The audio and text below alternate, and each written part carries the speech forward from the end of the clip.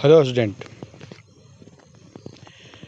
DElEd session 2019-21 paper 9 में आज का क्लास होगा। पेपर 9 में मैं आप लोग का आज स्टार्ट करने वाला हूँ यूनिट 3, जिसमें टॉपिक है भारतीय संविधान, कॉन्स्टिट्यूशन ऑफ इंडिया। इसमें हम लोग मुख्य रूप से निम्नलिखित बिंदुओं पे चर्चा करेंगे।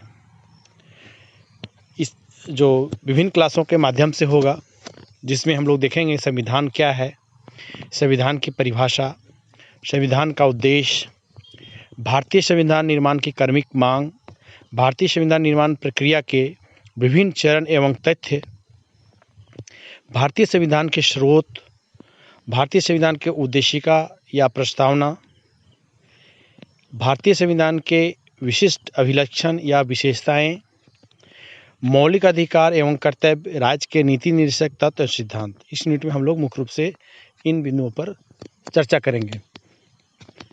लेकिन आज के क्लासेस में हम लोग मुख्य रूप से संविधान क्या है या संविधान की परिभाषा क्या है और संविधान का उद्देश्य, इन 3 बिंदुओं पे आज की क्लास में हम लोग चर्चा करेंगे। नेक्स्ट क्लासेस में क्रमबद्ध रूप से यह क्लासेस चलता रहेगा। और नेक्स्ट पॉइंट में चलिए हम लोग देखते हैं कि संविधान क्या है। संविधान क्या है, व्हाट इज कॉन्स्टिट्यूशन। तो हम लोग संविधान मतलब सर्वश्रेष्ठ विधान, जो सारे विधानों से ऊपर हो, सर्वश्रेष्ठ हो, ऐसा हमको संविधान कहते हैं। जो भी नियम कानून में सबसे ऊपर हो, जिसके अंतर्गत सारे नियम कानून बनते हैं, जिसके अंतर्गत देख के कर सकते हैं हम लोग। तो यहाँ पर जैसा है कि ऐसा लेख या पत्र या दस्तावेज जो सरकार की रूपरेखा एवं प्रमुख कृतियों का निर्धारण करता है, इसे देश की सर्वोत्तम आधारभूत विधि कहा जा सकता है।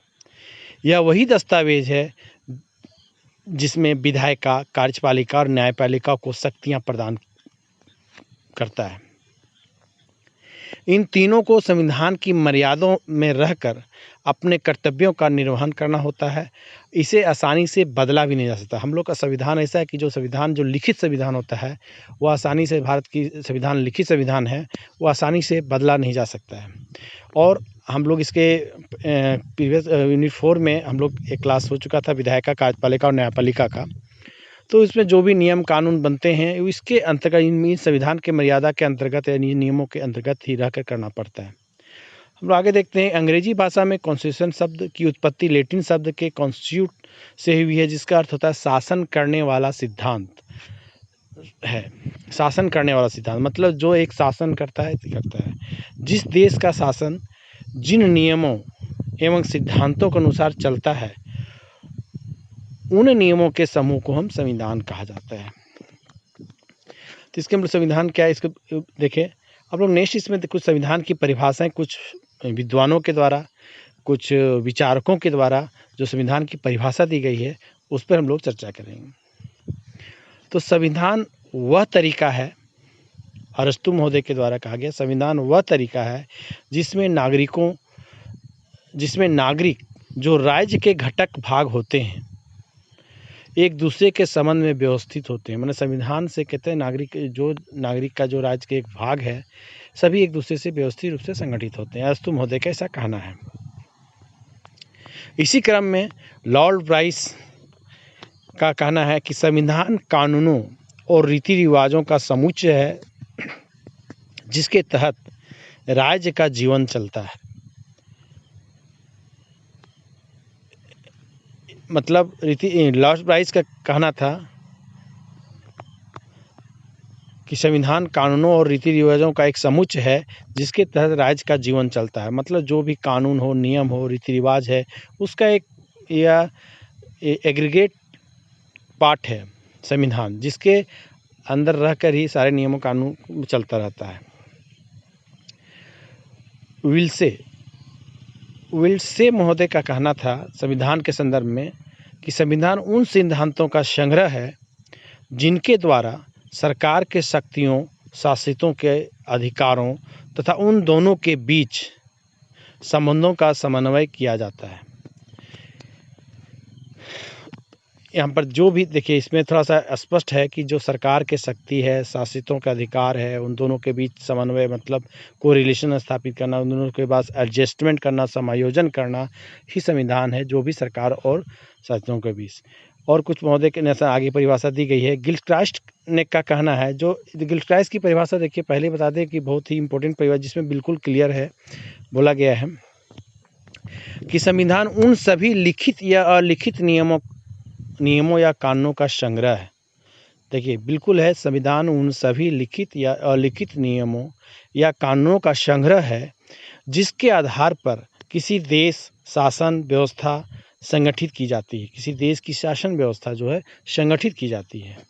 शासन के विभिन्न अंगों के बीच शक्ति का बंटवारा किया जाता है और इन सामान्य सिद्धांतों का निर्धारण किया जाता है जिसके आधार पर इन शक्तियों का प्रयोग किया जाता है। एकदम बिल्कुल इसमें एकदम क्लियर है कि जो भी शासन की व्यवस्था संगठित करना है, उन अंगों के बीच में सभी अंगों के बीच बंटवारा करना कि इनको क्या काम करना है, सामान्य सिद्धांत का एक निर्धारण करना और फिर उन्हीं सिद्धांतों शक्तियों का प्रयोग करना होता है, या गिल्क्राइस्ट के।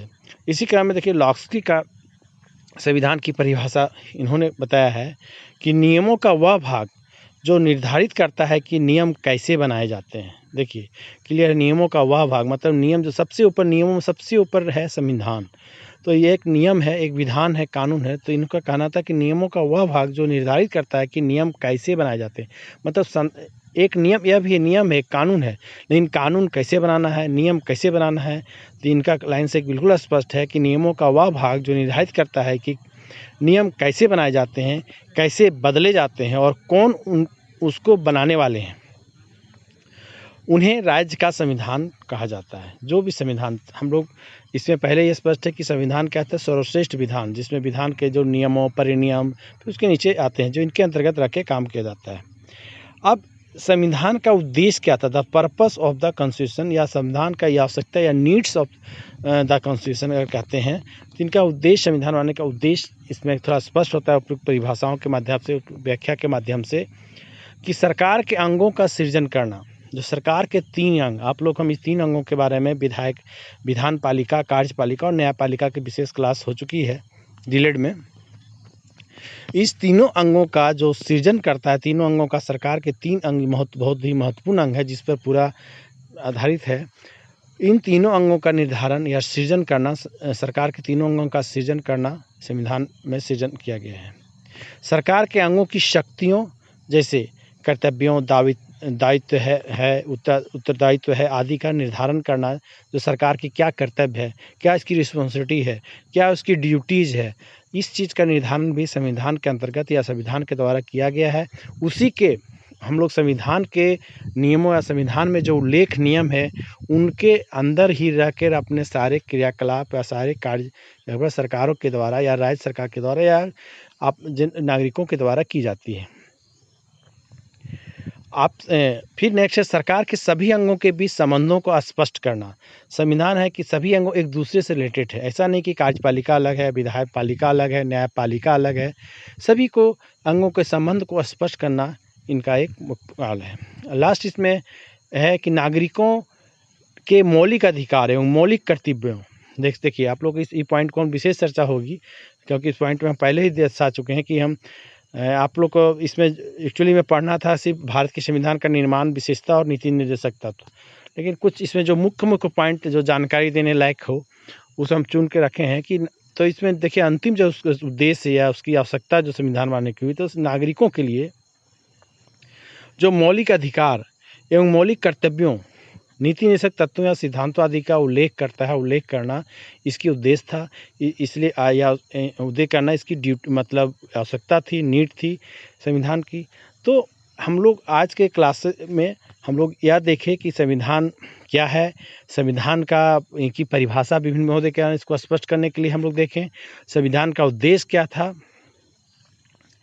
आज का क्लास इसका इंट्रोडक्शन क्लास के रूप में, संविधान का स्टार्टिंग क्लास के रूप में इसको हम लोग इतना समझें, और नेक्स्ट क्लासेस में फिर हम इसको क्रमबद्ध रूप से बढ़ाते हुए हम लोग नेक्स्ट क्लासेस में देखेंगे।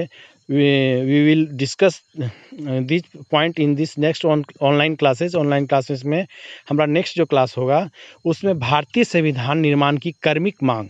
वैसे भारतीय संविधान निर्माण आप लोग को सिलेबस में पढ़ना भी है।